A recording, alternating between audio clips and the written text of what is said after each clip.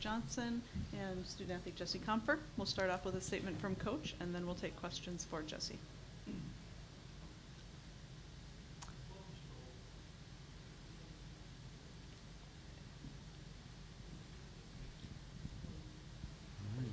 Okay, here we go. Excited to be here, and obviously it's a good day for us to rest and relax and get ourselves mentally ready for a championship game tomorrow afternoon at 3. So I was exciting to involved in the last game in the season, and we're looking forward to a great game and the opportunity to play for a championship. Questions for the student athlete? Todd Molesky with Wisconsin State Journal. Jesse, I wonder how much it took to wind down after last night, because there was a lot expended in that game. How long did it take you and maybe some of your teammates to just kind of be ready to go to bed, I guess, and get some rest? Yeah, certainly, and we were all super excited after that game in the locker room. The energy was insane. Everyone was smiles on their faces. Everyone was kind of screaming and stuff, but Coach said it when we got to meal, the best things for recovery is sleep and lots of food, so we tried to wind down as quick as we could. Obviously, head to your rooms at the end of the night, always looking at your phone and stuff, but kind of just have to take it under yourself, or just put your phone down, relax, do whatever you have to do, read a book, maybe meditate. So you obviously don't go to bed as early as you'd want to, but you have to find ways to wind down and get your sleep.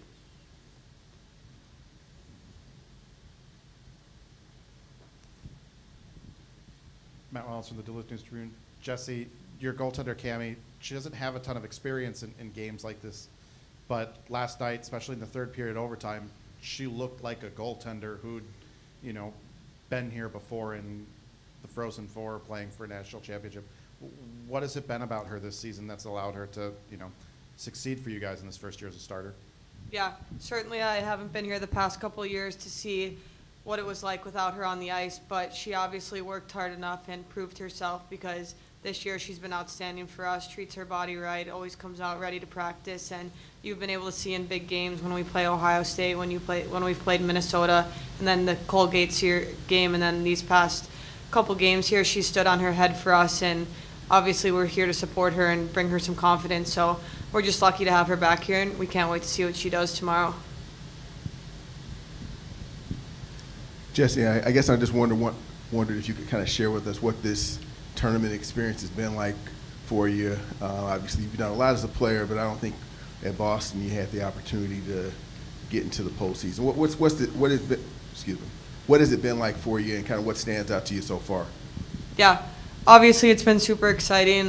This is the reason I came here. I want to win a championship tomorrow with these teammates and with this coaching staff, but tournament's been unbelievable. Obviously, it's fun to play in high-level games, and the growth of women's hockey has been unbelievable. So when you get into tournaments this far, you're playing against such good teams, such good individuals with such high level of skill. So it's been fun to play hockey at this level. Have you had a chance to look at last night's Northeastern Ohio State game? And if so, what kinds of things are you seeing that maybe you haven't seen earlier this season from Ohio State? Yeah, we haven't had a chance to look at that yet, but we know what we're expecting with Ohio State. They're a team that works hard. They come at you fast, but we know that we can beat them. We've done it before this year, so we just have to be ready to play tomorrow.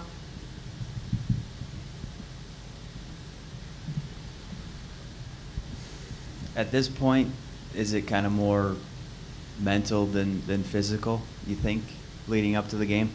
Yeah, certainly. It's obviously mental all year long. You have to be in the right mind space. Going into tomorrow, the physical work, we've done it. We've also done the mental work, but it's just kind of sit back and enjoy it.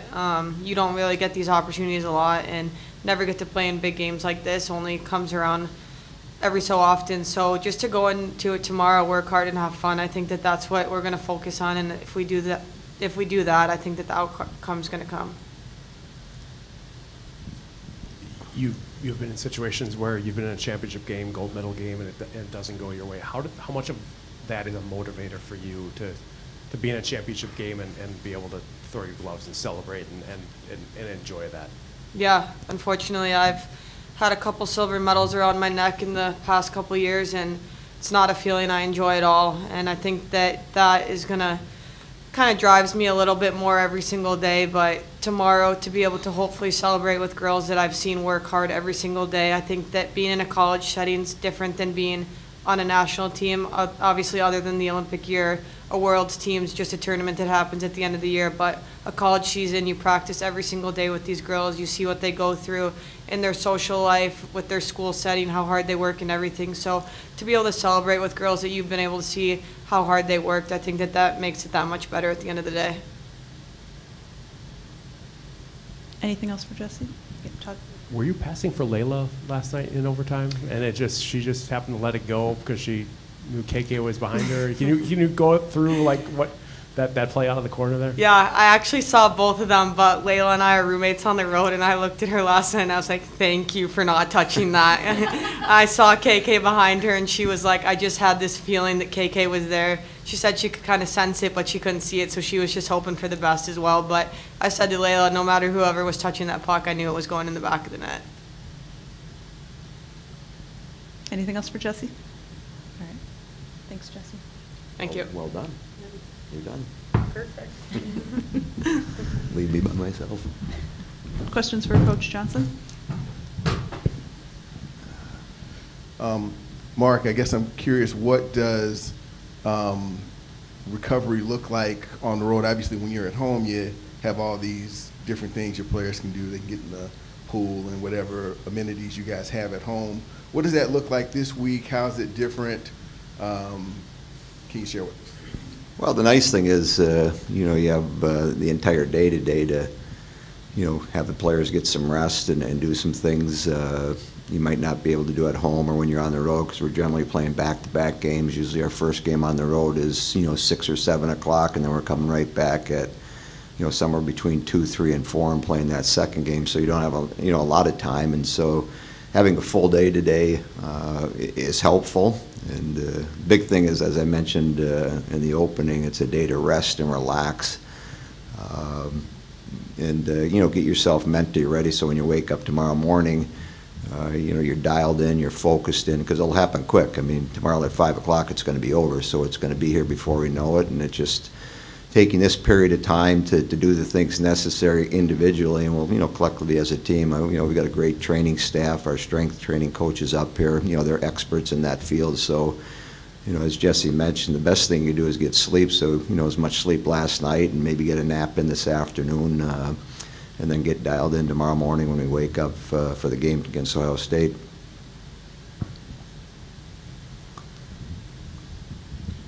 Mark, we talked last night about the resiliency of your team. Was your goaltender, Cammie, maybe the most resilient player, the way she made those big saves in the third, gives one up late, but then just turned right around and started making big saves again in overtime?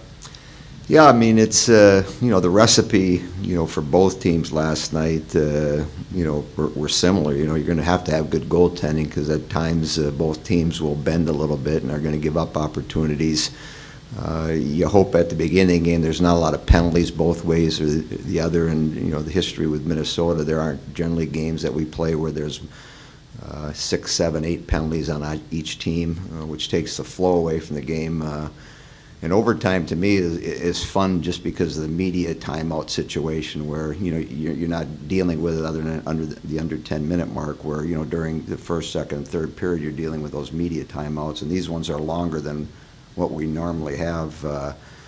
So, I mean, I think everybody, got excited last night as overtime was going on, because you see ebbs and flows where, we come out and we get a couple great chances. Minnesota takes the next period of time and gets a couple great chances. Somebody misses an open net, somebody hits a post, and, people are oohing and ahhing. And so, to me, it's fun to be involved in it. It's certainly more fun when you end up winning the game in overtime than losing the game, but I think the people that watched, that were here at AmSoil, got treated to a special game, and then the people that were viewing it on television got a glimpse of what, high-level Division I women's hockey looks like.